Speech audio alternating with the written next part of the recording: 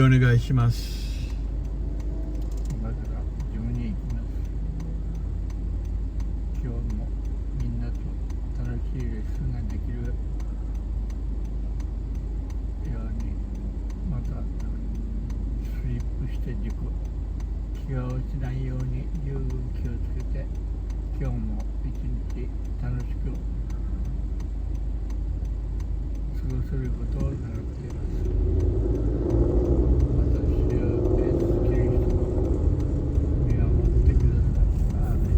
アメン。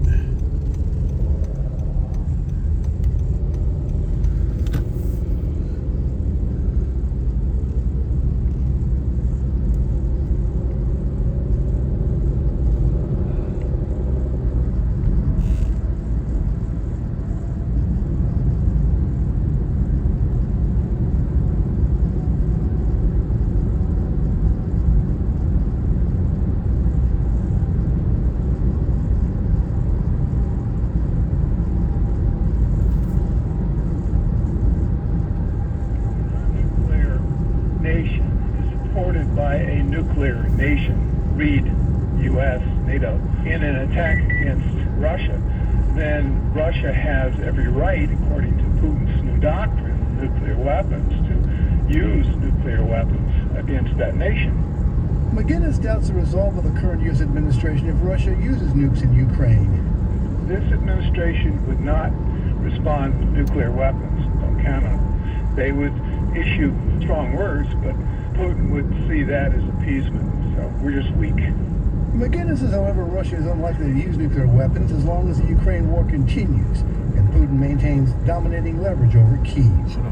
I'm Chad Groening. More news online at afn.net and on the AFN mobile app. I'm Rusty Peter. Hi, it's Sandy Rios, your old friend from the morning show.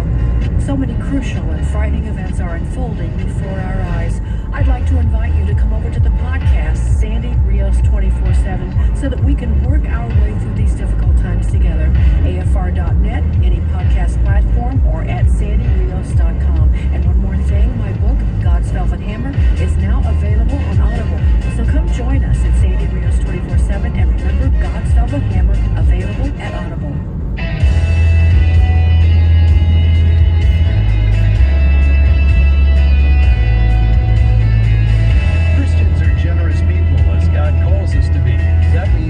Also be discerning. I am Rob West.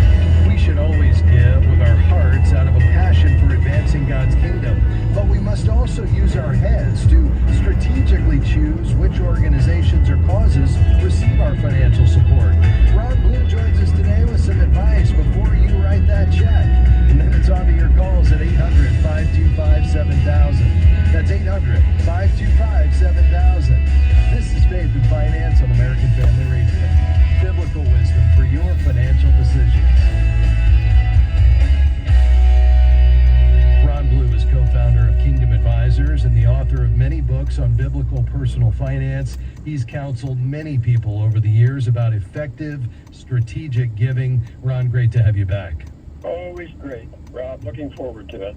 Ron, I recommend Splitting Heirs as the go-to book for folks on wealth transfer. And in addition to helping them think through, is the next steward chosen and prepared, you lay out a series of questions in that book that we should ask before financially supporting a ministry. And we want to talk through those today. But what made you want to include this teaching in this particular book? Well, I was told by the head of a Christian ministry one time something that I have found to be true experientially, and that is that most people give to an appeal. They don't necessarily give through thoughtful giving thoughts to, is this the right ministry to accomplish the right purpose? Is this the right leader? Things like that. So most people give emotionally. Yes. I think consequently they don't give as much as what they could.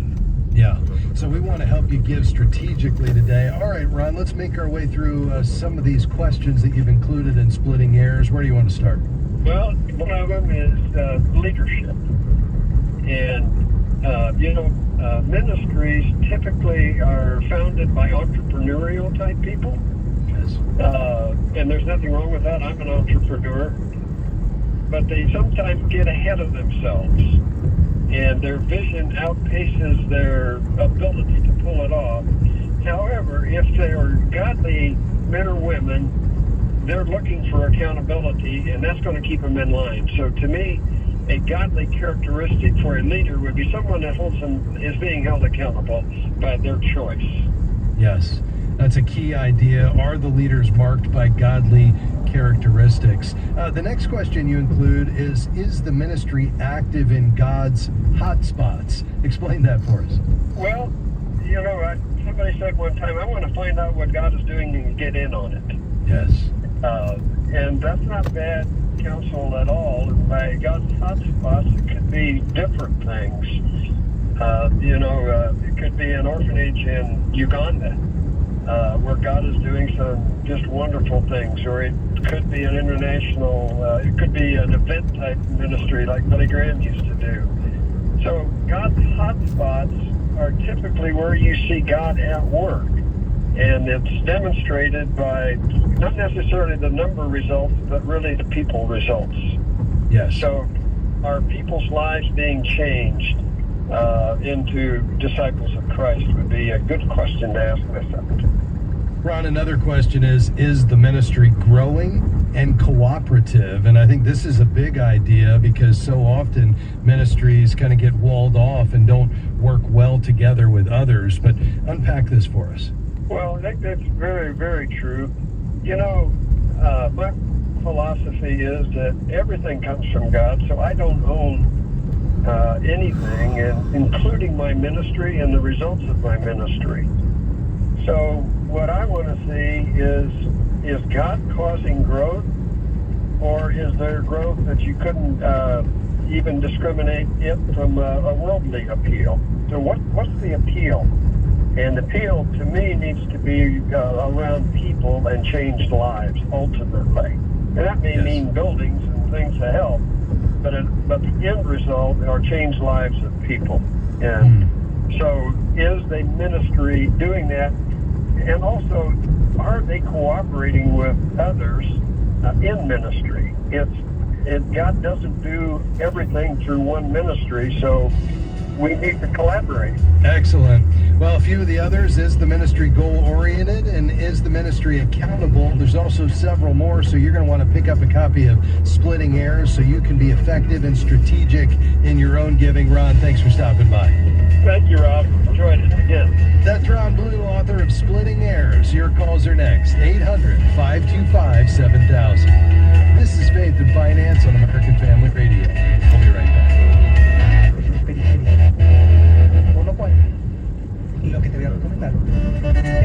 For your walk with Jesus, I'm David Wolin with Haven Today, inviting you to anchor your day in God's Word. Have you ever run in a marathon?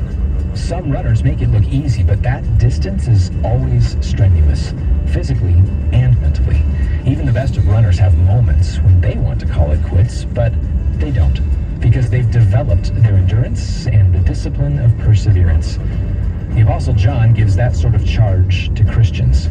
Wherever you are in your race, he says in 1 John 2, now, dear children, continue in him, so that when he appears, we may be confident and unashamed before him at his coming. And so we continue. We look for him, and we'll know we've reached the finish line when we see him. You'll grow in your walk with Christ through daily time in God's Word. Try an Anchor devotional today. Visit getanchor.com. Faith and Finance is grateful for support from Sound Mind Investing. If you have money in an investment account, you know sometimes the stock market can seem like a roller coaster. But it's possible to enjoy both profit and peace of mind as a do-it-yourself investor, no matter what's happening in the market. A short video webinar about that is available at soundmindinvesting.org. Financial wisdom for living well. soundmindinvesting.org. Hey, if your travels for work or pleasure take you out of town, take AFR with you. You may already know you can listen to the AFR app on your phone, but wait, there's more. If your vehicle is equipped with Apple CarPlay, it can open the AFR app directly. That means you get easier control, and that means it's safer. Safer to you You can stay informed on what you need to know to keep your family safe. And if you don't already have the AFR app, get it today. It's always free in the App Store. Have you ever wondered where your money goes when you deposit it in a bank? Christian Community Credit Union believes in helping advance God's kingdom through everyday financial transactions. For over 67 years, they have provided values-aligned banking solutions to thousands of Christians and ministries. Consider Christian Community Credit Union as your banking institution by visiting joinchristiancommunity.com. Membership eligibility required. Each account is insured up to $250,000. This institution is not federally insured. Do you feel like your hands are tied with debt, preventing you from serving God? If you have credit card debt, Christian credit counselors can help. Through our debt management program, we can get you out of credit card debt about 80% faster while honoring your debt in full. For more information, counselors can help. Visit Christian Credit Counselors. That's ChristianCreditCounselors.org or call 800-557-1985. 800-557-1985.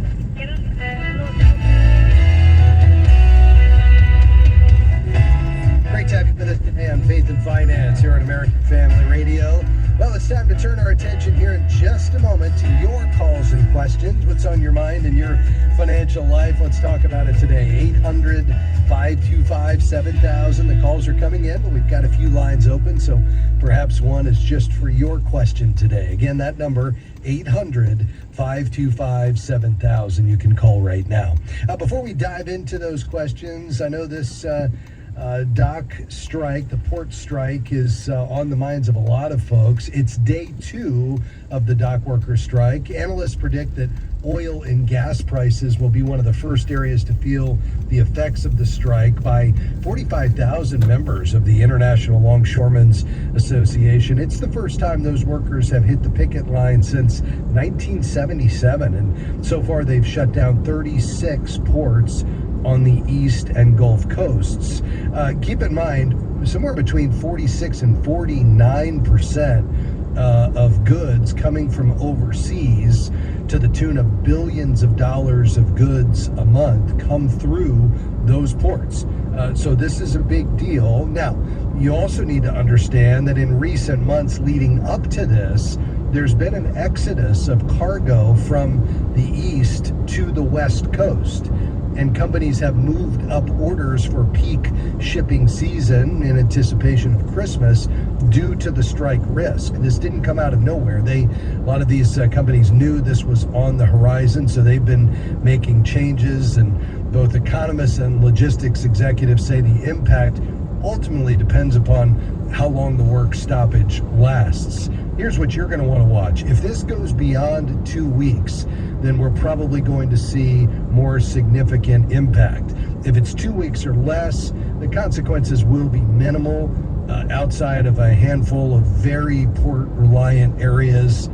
Those would typically be things related to food and automobile industries, also energy, as they rely especially on the ports that will be shut down. Now, if it extends longer than that, then we're going to have some challenges, because if we get some significant supply chain disruptions, that could result in a surge in inflation, even though that's unlikely with a longer strike.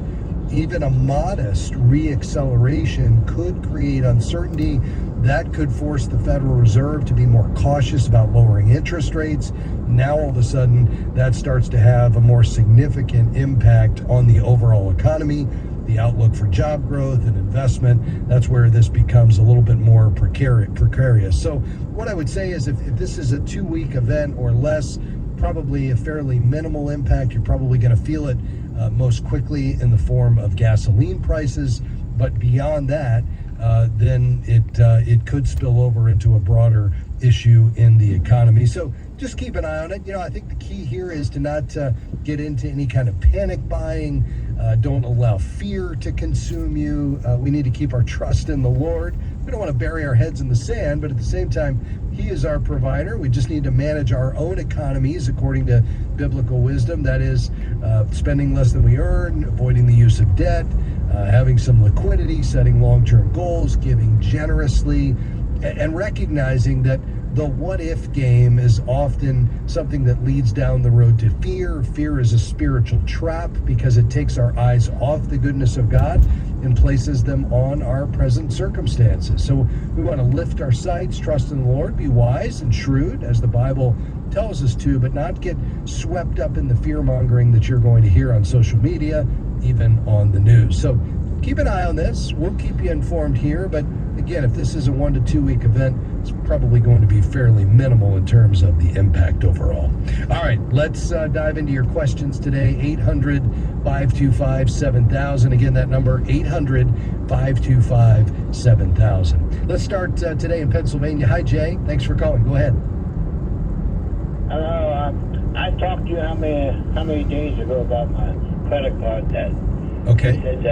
You said you can eliminate about 80%. So I have about 17,000. I talked to you how many days ago. I didn't get a hold of any number and anyone can help me out in that area. Sure.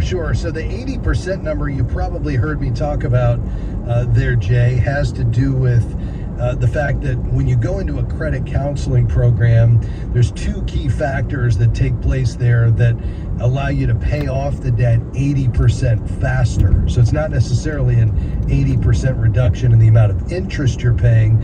It's the time to get it repaid in full, which is our ultimate goal. And the two things that drive that 80% faster payoff when you go into a credit counseling program are, number one, the interest rates are going to come down. So I think I see here in my notes from my producer that you've got an average interest rate of about 17% on these cards. Well, that's going to drop to, depending on your creditor, somewhere between 0 and 12%, typically between 0 and 8%. So that reduction in interest rate of maybe 50% or more is going to help get more of that monthly payment going toward principal reduction. That's going to bring the balance down quicker. The other factor in a credit counseling program is you get a fixed payback, a fixed monthly payment. Whereas right now, if you're just paying the minimum payment on that credit card, that minimum payment is declining as the balance comes down. With credit counseling, you have one fixed monthly payment that fits into your budget, and then you pay the same amount every month, which means as that balance comes down, you're paying a larger percentage of it every month. That, combined with the lower interest rates, helps you pay this off 80% faster. So the place to go is our friends at ChristianCreditCounselors.org. That's ChristianCreditCounselors.org. Now, let me ask you, do you use or have access to the internet, Jay? I don't have internet. Okay. I just have a regular phone. All right, no problem. So can I give you a phone number to call? Do you have a pen handy? All right, I'm going to give you that number. Here we go. It's 800-557-1985. Let me say it one more time. 800-557-1985. You got that? No, I never get a hold of anyone. Okay, I'm a little surprised by that, so let's do this. I'm going to have my team get your information, and we're going to be sure you connect with someone. So you stay on the line. Our team will pick up right here at American Family Radio. We're going to get your contact information, and we will take it upon ourselves to make sure you get in touch with someone. Sound good? Yeah, because I can never get a hold of it. I've tried that how many times? Okay, well, we're going to check that ourselves because I'm a little surprised to hear that. I've never heard that before. I'm not disputing what you're saying. It's probably very accurate. I'm just surprised by it, so we're going to get to the bottom of that as well. The vast majority of our listeners that have used Christian Credit Counselors, and we've had a ton of them, go online to ChristianCreditCounselors.org. But if you don't have access to the internet, you should be able to use that 800 number, and if that's not working for you, then we need to figure out why. So you stay on the line, Jay. We'll get your information and make sure that you get connected to someone right away. Thanks for being on the program today. Well, folks, we're just getting started here today. When we come back, Jay is contacting us from New Orleans, and he and his siblings inherited some property, and they're wondering about selling that. They want to know if there will be any tax consequences to selling that inherited property. We'll tackle Jay's question, plus perhaps what's on your mind today. We want to help you apply biblical wisdom to your financial decisions and choices. Here's the reality.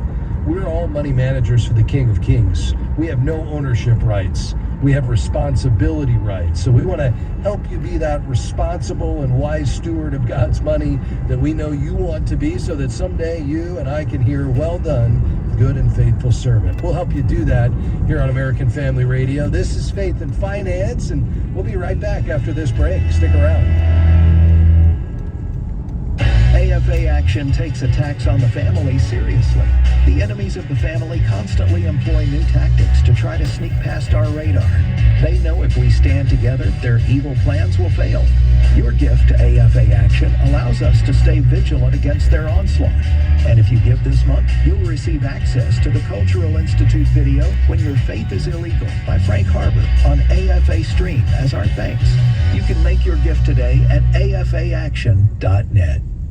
FaithFi is grateful for support from One Ascent. One Ascent believes that your values inspire why you invest and how they can inspire how you invest.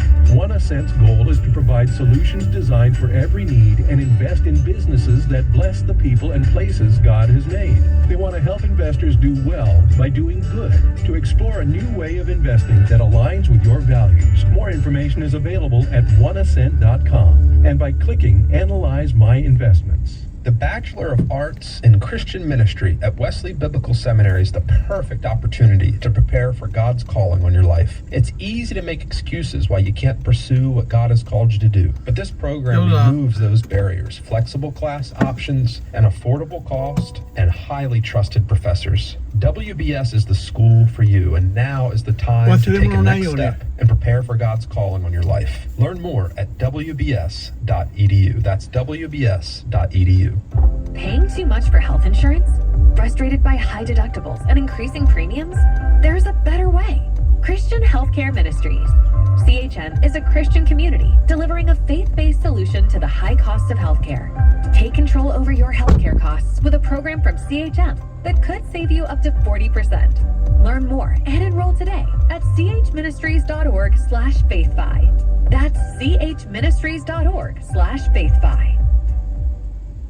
A few of the benefits of a charitable gift annuity are a fixed percentage for the rest of your life paid to you, a partial tax deduction, as well as partial tax-free income, and then upon your passing, any remaining funds are then gifted to the American Family Association. So give us a call today at 1-800-326-4543, extension 345. We look forward to speaking with you soon. Are you a financial advisor or CPA seeking to build your practice on biblical wisdom? Not only does the Certified Kingdom Advisor education provide you with deep biblical insights, the CKA designation sets you apart. Each year, almost 50,000 people search for a Christian financial advisor. Join our community and share your expertise with clients looking for someone who shares their faith and values. Find more information at kingdomadvisors.com/get-certified.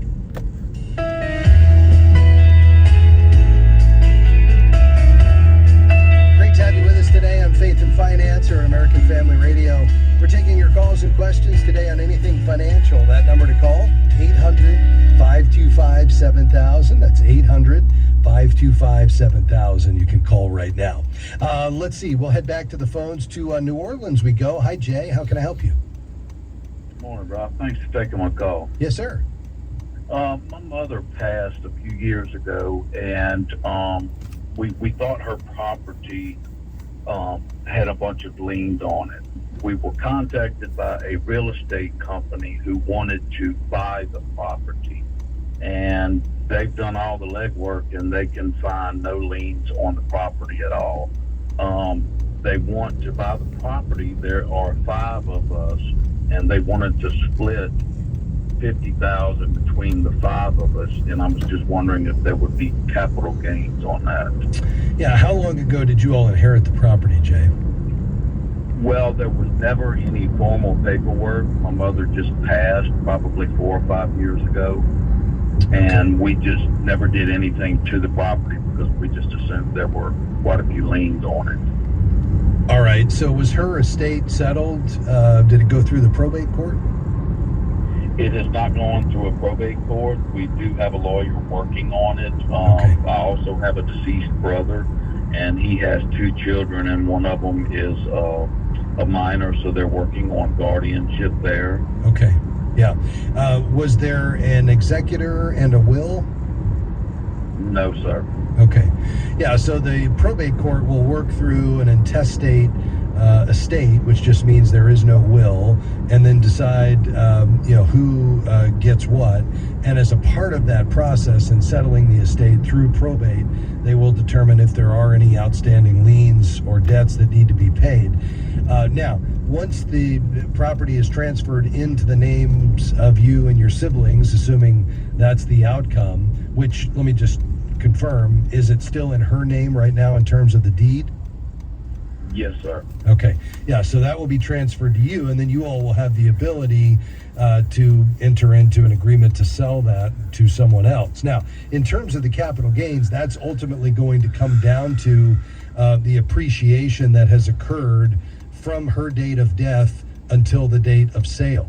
And so, I would imagine, like most real estate in the United States, there has been some appreciation, and so that would be the capital gains. The cost basis on that would have been reset to the market value as of the date of death, but any appreciation between the date of death forward would be subject to a long-term capital gain. So, it's probably going to be, for most people, 15% of whatever that gain is, and you would split the gain up based on your percentage ownership among you and your siblings. So if it was $100,000 in gain, for example, not the selling price, but the amount of the profit between the date of death and the date of sale, and there was 4 of you, you'd each be responsible for $25,000 in my example of capital gain. And if you applied a 15% capital gain rate, which is where most people fall, then you'd owe 15% of 25,000. So that's the way that would work. Now, I wouldn't just automatically assume that the company that is approaching you about buying this is the very best one to maximize the value. If you all are interested in selling it, once the probate process is complete, I would probably hire a real estate professional who has some expertise in that particular area and type of real estate, and see if you could, get more money from another buyer. Have you considered that? I have not considered that, and I'm wondering if, we've done a whole bunch of online signing and what have you. I'd have to go back and look. We may even be in contract.